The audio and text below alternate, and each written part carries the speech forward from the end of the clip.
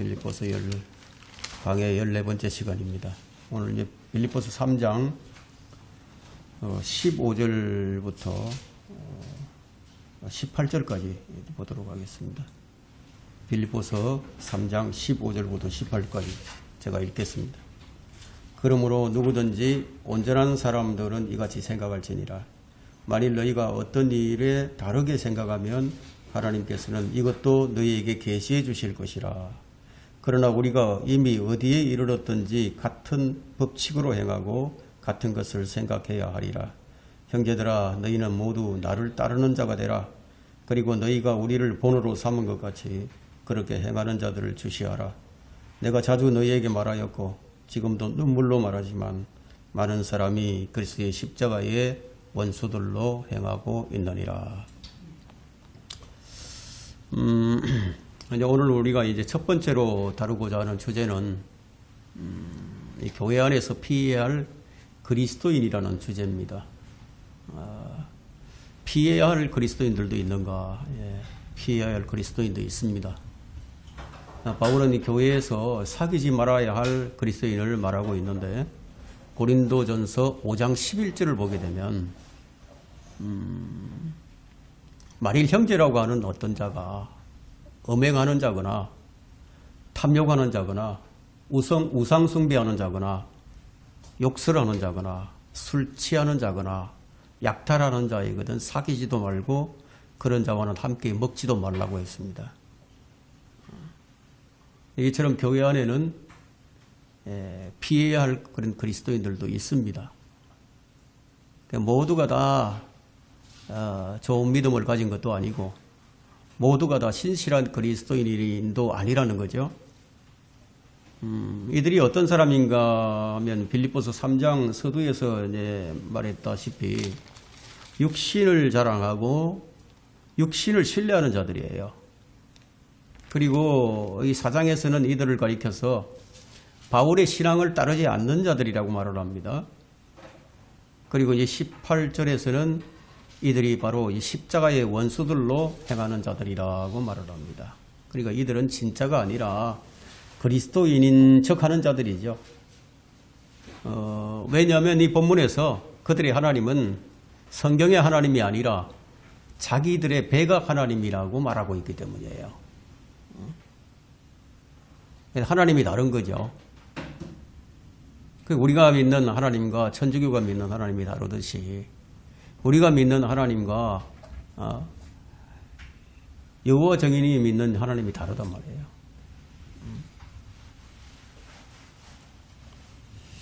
바울은 이들의 특징이 주를 위해 사는 자들이 아니라 땅의 것들을 위해서 사는 자들이라고 말을 하고 있습니다.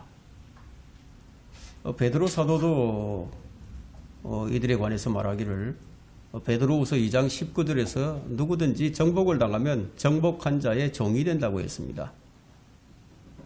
또한 바울은 로마서 6장에서 그리스도인들도 타락할 수 있다.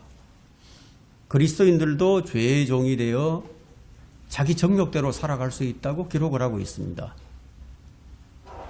또한 이 디모데에게 보낸 편지에서도 그리스도인들도 마귀의 종들에게 미혹되어서 마귀들의 교리를 따를 수 있다고 말합니다.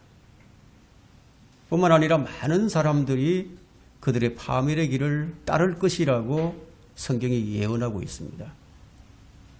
예, 그리스도인들이 믿음에서 떠나서 파멸의 길을 간다는 거죠. 자, 이런 자들 때문에 교회 안에서 사귀지 말아야 할 교인들이 있죠. 그 교인들을 사귀어서 폐가망신하는 성도들이 종종 발생하곤 합니다. 그래서 이제 물질의 피해를 본다거나 아니면 이 정신적으로 영적인 피해를 입게 되어서 이제 믿음에서 멀리 떨어져 나가기도 합니다. 바울은 이런 일들을 미연에 방지하기 위해서 이런 기록을 여기 하고 있습니다. 오늘 우리는 이 말씀을 통해서 함께 할 수 없는 그리스도인들의 특징이 어떤 특징을 지니고 있는지 또 어떤 생각을 하고 있는지 어떤 일들을 하고 있는지 그것을 좀 살펴보고 우리 스스로 우리 자신이 이제 손해보는 일이 없도록 해야 할 것입니다. 네, 본문을 보겠습니다. 이 본문이 다루고 있는 중대한 주제가 뭐냐면 신앙과 실천이에요. 실천. 믿음과 행위의 관계입니다. 바울이 가장 먼저 하는 말이 올바로 믿어야 한다는 거죠. 제대로 믿어야 된다. 그래서 15절에서 뭐라고 얘기합니까? 그러므로 누구든지 온전한 사람들은 이같이 생각할지니라. 만일 너희가 어떤 일을 다르게 생각하면 하나님께서는 이것도 너희에게 계시해 주실 것이라. 여기 이제 나오고 있는 이 생각은 사도가 즐겨 쓰는 이 단어 중에 하나인데요. 본문에서도 계속해서 이제 이 단어가 나옵니다. 16절에서도 우리가 어디에 이르렀든지 같은 생각을 해야 하리라 말하고 있죠. 생각이 나옵니다. 19절에서도요. 또 생각, 그들은 땅의 것들을 생각하느니라. 생각이라는 단어를 참 많이 사용하죠. 그리고 이런 말을 하면서 합당치 못한 성도들에 대한 설명으로 이제 마무리 짓고 있는데, 이제 2장에서도 우리가 보았듯이 너희 안에 이 생각을 품으라. 이 생각이라는 단어를 이제 사용을 합니다. 바울은 로마서 8장에서도 육신에 속한 사람과 영에 속한 사람의 차이점이 육신의 일을 생각하느냐 아니면 영의 일을 생각하느냐에 따라서 달라진다는 것을 말하고 있죠. 이 생각이라는 것은 풍부한 단어죠. 하지만 일반적으로 단순한 흥미 정도가 아니라 지대한 관심을 쏟는 것을 얘기합니다. 지대한 관심을 어디에다 쏟는다는 거죠. 우리는 무엇보다도 먼저 자신이 올바른 믿음을 가지고 있는지, 바르게 믿고 있는지를 확인해 봐야 됩니다. 그래서 그러므로 누구든지 온전한 사람들은 이같이 생각할지니라. 이 부분에 대해서는 우리가 12절을 다루면서 이미 이제 설명을 했기 때문에 다시 뭐 설명할 필요는 없죠. 그렇지만 12절에서는 온전한 사람들이란 절대적인 의미로서, 온전한 사람들이란 절대적인 의미로서 쓰였지만 15절에서는 상대적인 의미로 사용되고 있습니다. 그럼 15절에 나오는 이 온전한 사람들은 성숙한 어른의 상태를 말하고 있죠. 성숙한 어른의 상태에 이르는 사람. 그런 사람이라면 바울이 가졌던 어떻게 해서든지 죽음의 본을 따르려고 하는 그런 마음을 갖고 있는 사람이라는 거죠. 그러므로 15절에서 말하는 이 온전함이란 영적인 사람을 두고 말합니다. 뭐 결코 죄가 전혀 없다거나 뭐 완벽함, 그것을 의미하지는 않습니다. 영적인 사람에 대해서는 이제 히브리서 5장에서 잘 설명을 하고 있죠. 5장 14절에서 설명을 하고 있는데, 영적인 사람들은 하나님의 말씀들을 사용해서 감각들을 단련한 사람들, 그렇게 해서 선악을 잘 분별할 줄 아는 사람, 그 옳고 그름을 바르게 분별하는 사람들이라고 이제 정의를 내리고 있습니다. 그런 의미에서 누구든지 온전한 사람들은 이같이 생각할지니라 라고 바울이 여기서 얘기를 합니다. 그러나 영적인 사람들도요, 어떤 일을 할 때 각자 생각하는 방향이 다를 수가 있죠. 그죠? 사실 뭐 우리는 서로 생각이 다르고 성향도 다 달라요. 그래서 어떤 일을 하려고 할 때 의견 대립이 일어날 수도 있어요.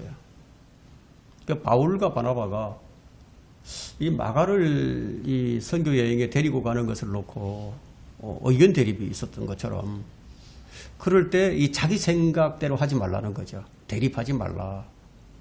기도하면 하나님께서 한 방향으로 계시해 주실 것이라는 그런 뜻이 있습니다.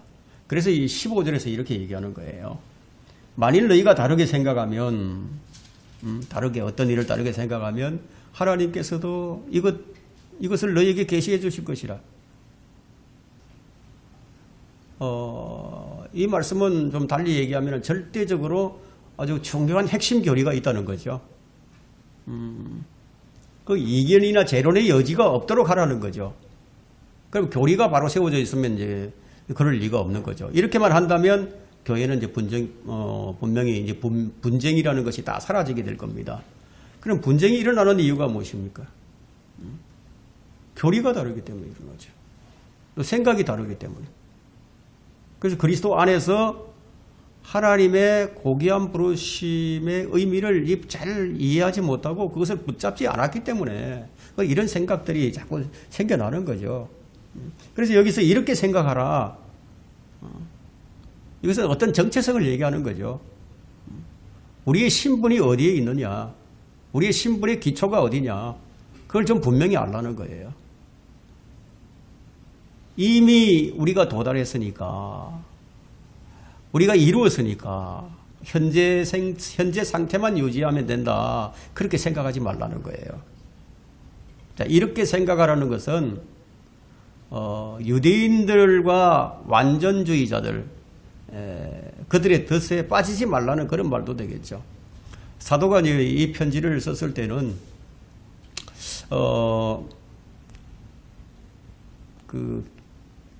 지금이나 이제 마찬가지인데, 교회는 항상 교리와 믿음에서 출발을 해야 됩니다. 그리스도인이라는 신분의 토대와 기초를 제대로 모르게 되면 그리스도인으로서의 삶을 제대로 살아갈 수가 없어요. 교회란 무엇인가? 분명히 알아야 되겠죠. 우리가 왜 예배를 해야 하는가? 기본적인 것들이 있죠. 이런 것들을 분명히 알아야 됩니다. 우리는 이제 그리스도인이 된다는 이 말의 의미를 정확히 알아야 합니다. 그러면 성경을 바로 알라는 뜻이 되겠죠. 성경을 올바로 알아라. 올바른 믿음에 기초하고 있을 때는요, 하나님께서는 그가 어디에서 실수하고 또 위에서 언급했던 일들에 대한 자세에서 어디가 크게 잘못되어 있는지를 하나님께서 일깨워 주시는 거예요. 자, 이것은 믿음에 일치하는 행실이 있어야 한다는 거예요. 믿음은 좋은데 행실이 엉망이다. 그러면 안 되겠죠.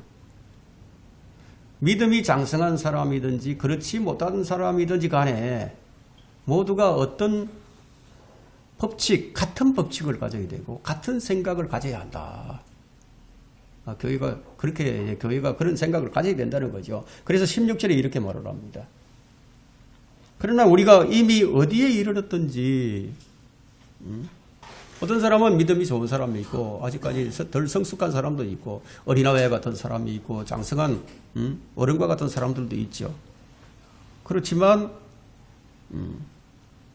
같은 법칙으로 행하고 같은 것을 생각해야 하리라.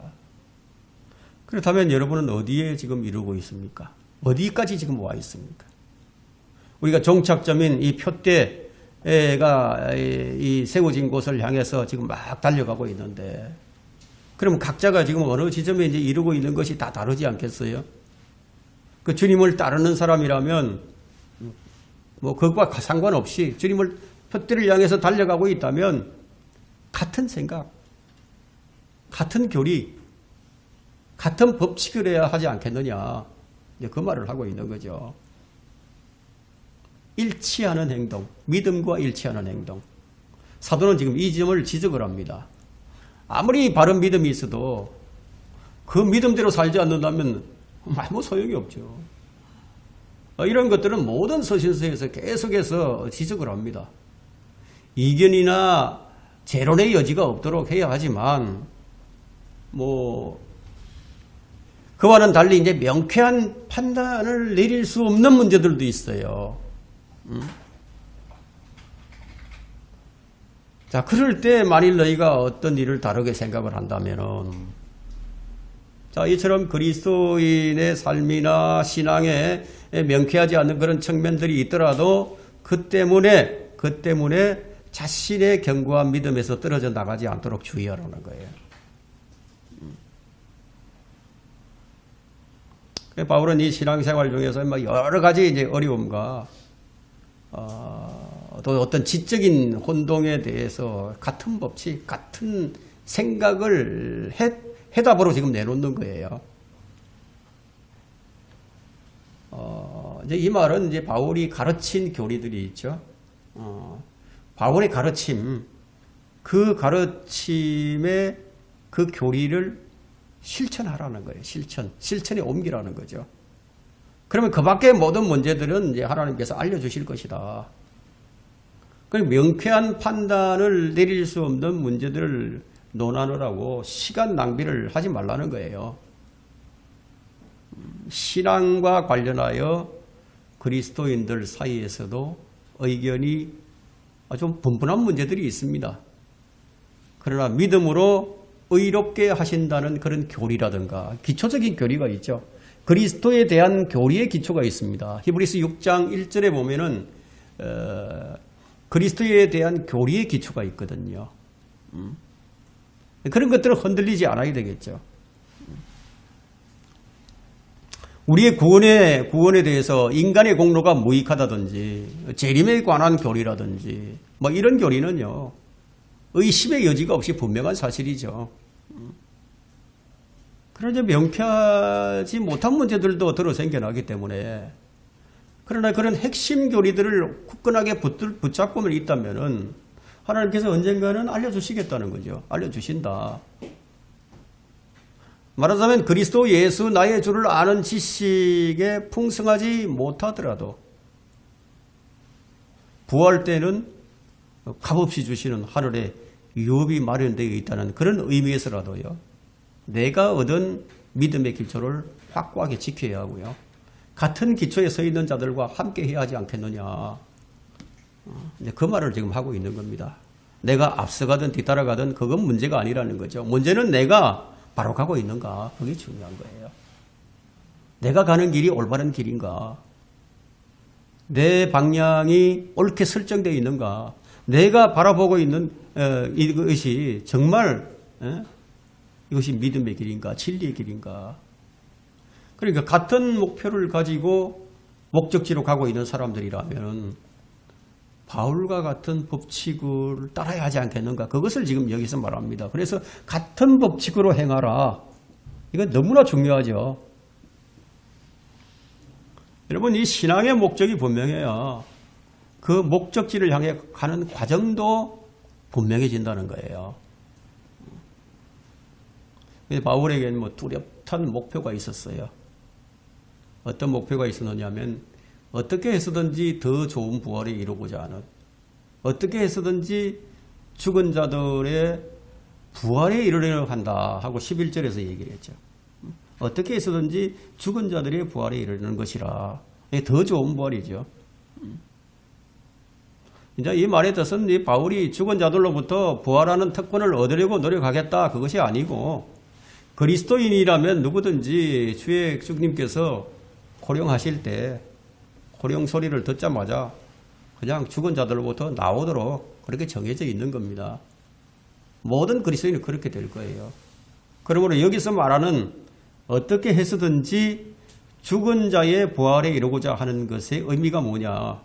그것을 우리는 이제 히브리서 11장 35절로 연결해서 더 좋은 부활에 연결 지을 수가 있죠. 그것은 예수 그리스도를 위해서 순교자들에게 주어지는 보상을 의미하는 거예요. 이제 우리는 두 번째로 살펴볼 주제가 뭐냐면 나를 따르는 자가 되라. 17절에 너희는 모두 나를 따르는 자가 되라. 그리고 너희가 우리를 본으로 삼은 것 같이 그렇게 행하는 자들을 주시하라. 명령이죠. 이것은 명령을 하면서 바울이 누구를 따라야 할 것인지, 누구를 본으로 삼아야 할 것인지를 여기서 얘기를 하고 있죠. 그가 이 빌립보 교인들을 돕기 위해서 하는 말의 요지가 뭐냐. 지금까지의 그 이론적인 가르침을 바울은 직설적으로 계속 전달해 왔습니다. 그런데 거기에 담긴 뜻이 무엇인지 너희가 묻는다면 나는 이렇게 말하겠다는 거죠. 나를 따르는 자가 되라요. 그리고 나를 본으로 삼은 것 같이 그렇게 행하는 자들을 주시하라. 나와 같은 법칙으로 행하는 사람들을 좀 눈여겨보라는 거죠. 바울은 이제 구원받은 후에 주님을 기쁘시게 하는데 온 생애를 바쳐온 사람입니다.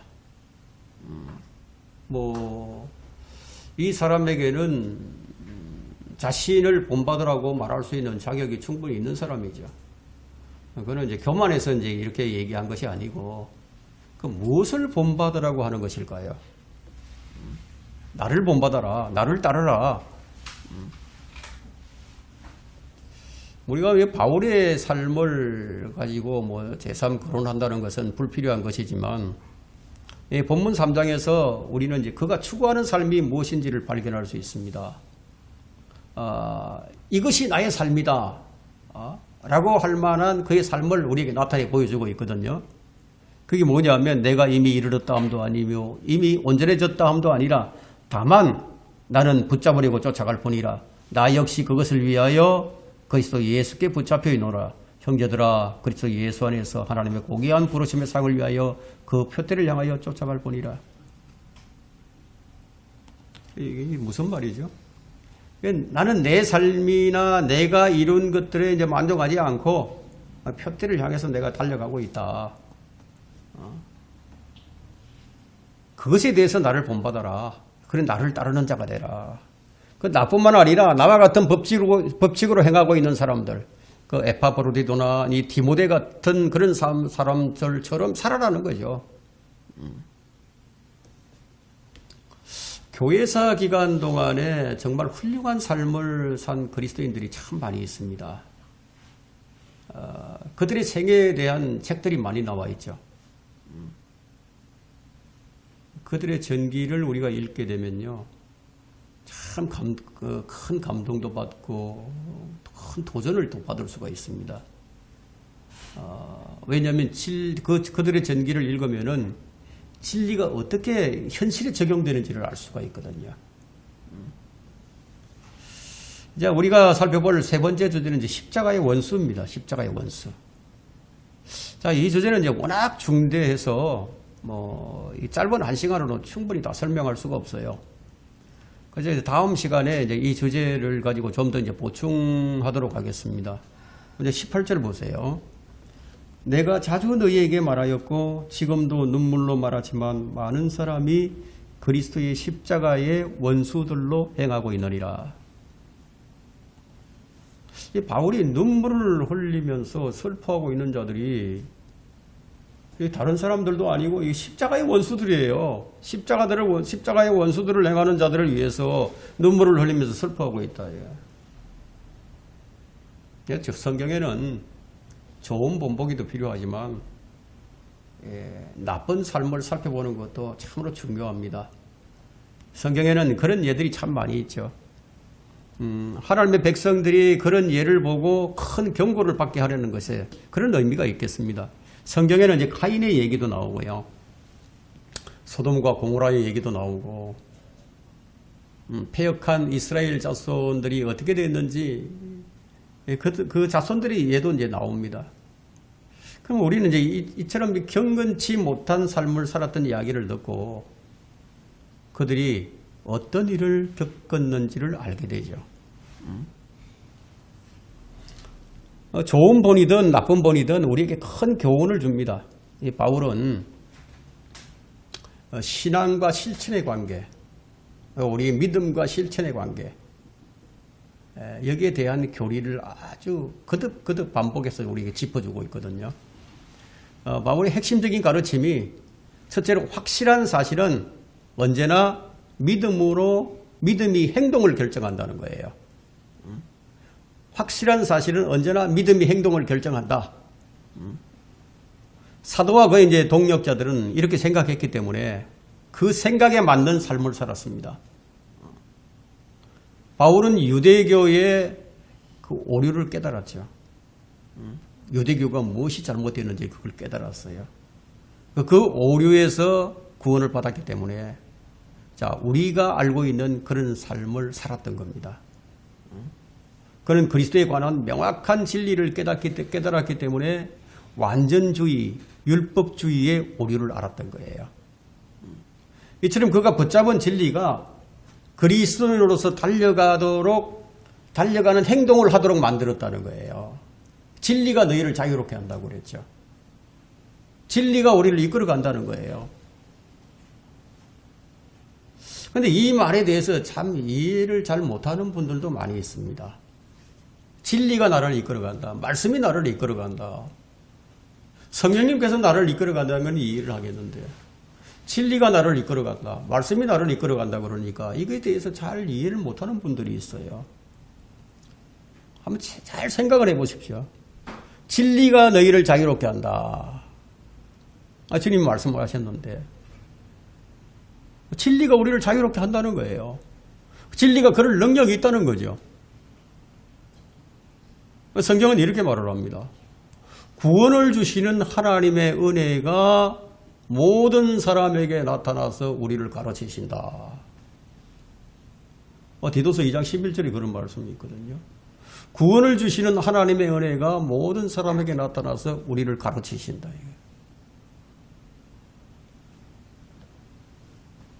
그리고 세상 정욕들을 거부하게 하고 우리로 하여금 신중하게 만들고 의롭고 경건하게 이 현 세상을 살아가도록 그렇게 한다는 거예요.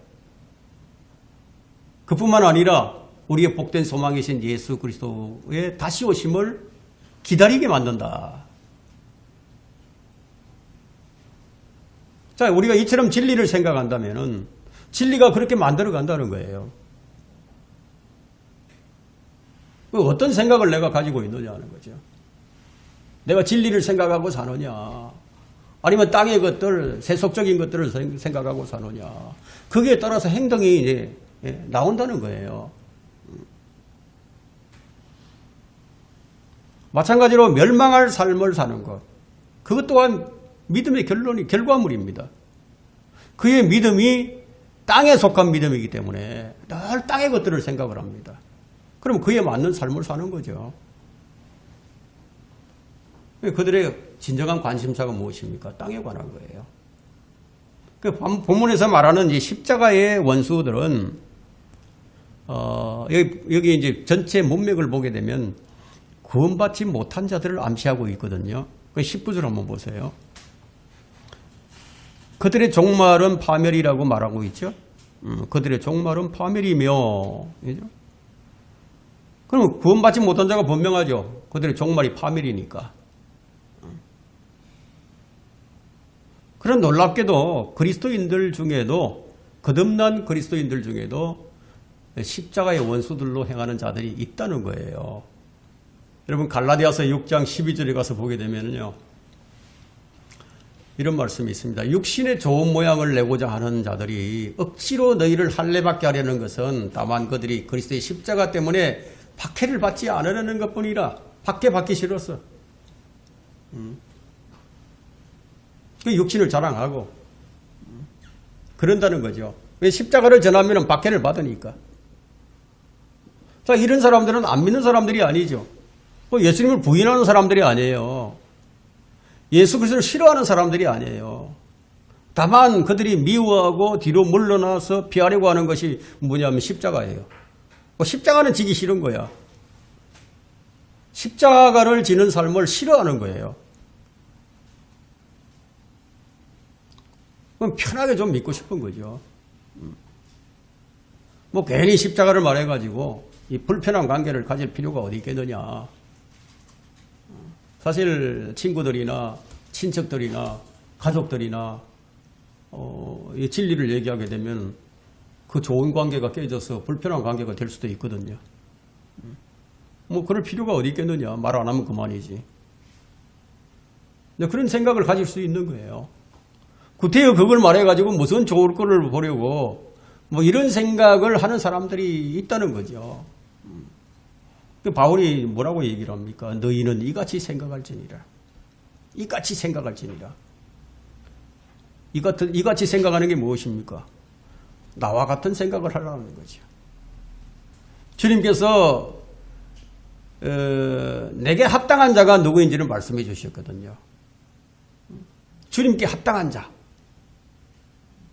또 십자가를 지지 않고 나를 따르는 자도 나에게 합당치 아니하니라. 십자가를 지지 않는 자들은 주님께 합당치가 않아요. 십자가를 지고 주님을 따라가야 할 사람이 아주 십자가를 내려놓고 아주 편안하게 주님을 따라가기 때문에 그 주님께 합당한 사람이 못 되는 겁니다. 행동은 그 사람이 가진 믿음의 본질을 가장 잘 나타내 주는 거예요. 무슨 행동을 하느냐. 우리가 생각은 모르잖아요. 그 사람의 생각은 우리가 읽을 수 없는데, 그 사람 마음은 읽을 수 없지만 그 사람이 하는 행동은 우리가 알 수 있잖아요. 아, 저 사람은 정말 악한 사람이다. 행동을 보고서 비열한 사람이다. 모함하는 사람이다. 야비한 사람이다. 그 사람의 행동을 보고서 그냥 우리가 알 수가 있는 거죠. 바울이 그리스도인들에게 자신의 행동이 믿음에 걸맞는 것인지 확인해 보라고 계속해서 권면하는 이유가 여기 있는 거예요. 그는 디도서 2장 1절에서요. 건전한 교리에 부합하는 것을 말하고 있고요. 거룩한 행실을 하라고 권면을 합니다. 믿는다고 하면서 실제로 행동은 그 믿음과 반대가 되면 어떻게 하겠느냐는 거죠. 주님께서 우리의 죄를 위해서 죽으신 것을 믿는 사람이라면 어떻게 계속해서 그 죄에 거할 수 있겠느냐. 이게 심각한 모순이라는 거예요. 믿음 따로 행동 따로 이렇게 돼서는 안 된다는 거죠. 성경적 지식을 많이 알고 지적인 주장을 아무리 많이 한다 하더라도 바른 성경이라고 아무리 외쳐댄다 해도 그의 삶이 그의 주장과 반대라면 그의 믿음은 어떤 것입니까? 완전히 헛것이죠. 사실상 이제 믿음이 아니라 그건 사실상 믿음이 아니다. 그걸 입증하는 겁니다. 믿음을 최종적으로 증명해 주는 것은 결국은 뭐가 되는 거죠? 그러니까 행동이 되는 거죠. 행동. 무슨 행실이다. 이 행실. 어떤 삶을 사느냐. 하늘의 시민권을 가진 사람으로서 하늘에 본향을 둔 사람으로서 거기에 걸맞는 그런 삶을 사느냐. 아니면 땅에 속한 삶을 사느냐. 한 사람의 믿음과 행동을 궁극적으로 검증할 수 있는 마지막 시금석이 있는데 그것이 뭐냐? 바로 여기 십자가라는 거예요. 바울이 여러 번에 걸쳐서 이제 얘기를 했는데 많은 사람들이 그리스도의 십자가의 원수들로 행하고 있다는 겁니다. 여러분들이 여기 이제 바울이 어떤 사람들을 가리켜서 그리스도의 십자가의 원수들이라고 표현하고 있는지를 주목해야 됩니다. 자, 선한 삶을 삶으로서 나는 하나님과의 바른 관계를 맺을 수 있다고 주장하는 사람은 십자가의 원수예요. 그것은 자신을 구원하는 것이 그리스도의 십자가가 아니라고 주장하는 것이라 다름없기 때문이에요. 오직 십자가만이 나를 구원한다는 사람은 그 사람은 십자가의 친구가 되겠죠. 그러나 이 말에 무엇인가를 덧붙이거나 거기서 빼내는 사람은 어떤 사람이에요? 십자가의 원수가 되는 거죠. 자, 십자가를 지는 삶은 오늘날 이 현세주의 이 교회 강단에서 가르치고 추천하는 그런 삶이 아니에요. 여러분 부흥 집회라든가 복음주의 집회라든가 기도를 통한 능력이라든가 믿음의 회복이라든가 복된 계획이라든가 아니면 전인격적인 구원이라든가 뭐 이런 것들에 대한 말들은 수없이 흘러나오고 있지만 정작 그리스도를 위한 고난의 십자가를 져야 한다는 그런 메시지는 듣기가 어렵습니다. 바울은 지금 많은 사람이 그렇게 행하고 있다고 얘기를 합니다. 그럼 바울 시대에도 그런 사람들이 많았다면은 그럼 지금은 어떻겠습니까? 더 많겠죠. 예수님께서도 많은 사람들이라고 말씀을 하셨어요. 마태복음 24장 5절이나 10절이나 11절 12절에서. 그래서 십자가를 믿는다고 고백하는 사람은요 정말 조심해야 됩니다. 사실 자신이 사람들로 하여금 십자가를 조롱하게 만들고 모욕하게 만들고 비웃게 만드는 그 십자가의 원수가 될지 누가 알겠습니까?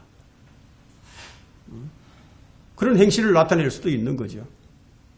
더 나아가서 행동과 행실은 십자가의 목적과 역할을 실제로 부인하는 결과를 낳을 수도 있어요. 내 의도와는 다르게. 믿음이 행동을 결정합니다. 내가 어떤 믿음을 가졌느냐. 내 행동은 곧 내 믿음의 진술이에요. 내 믿음의 선포예요. 바울이 디도에게 한 말을 들어보면 주님께서 우리를 위해 자신을 주신 것은 우리를 깨끗게 해서 선한 일에 열심을 내는 독특한 백성이 되게 하신 것이라고 디도서 2장 14절에 말씀하고 있거든요. 그런데 그 목적과는 다르게 내가 세상적이고 내가 육신적인 그런 삶을 산다면요. 그럼 나는 뭐가 되는 겁니까? 그리스도의 십자가의 원수들을 행하고 있는 거죠. 자, 이처럼 십자가야말로 나의 믿음과 행동 또 우리 신앙과 실천의 관계를 검증하는 마지막 시금석이 된다는 거예요. 십자가. 그 십자가에 대해서 이제 무슨 말을 하는지 들어보면 믿음과 행동을 최종적으로 이제 검증할 수가 있습니다. 하나님께서 우리 모두 믿음과 행동이 하나로 일치하는 삶을 살게 해 주시기를 바라면서 오늘 여기까지 하고 다음 시간에 계속하도록 하겠습니다.